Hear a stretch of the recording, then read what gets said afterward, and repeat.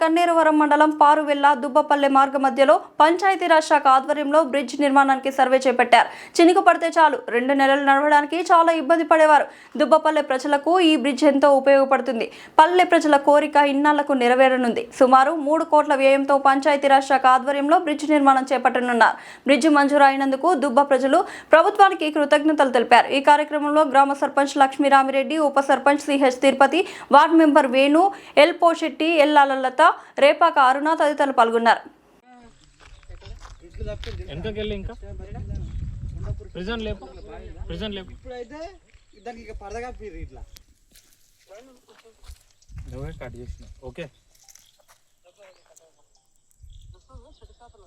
చాలా చాలా కనిపిస్తలేదు.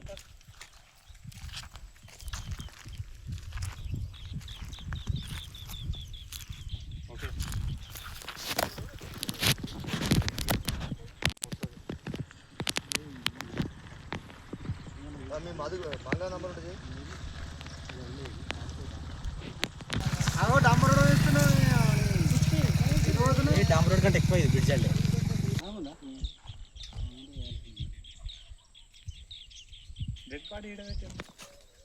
హెచ్ఎఫ్ఎల్ కిందికి రావాలి. Point okay.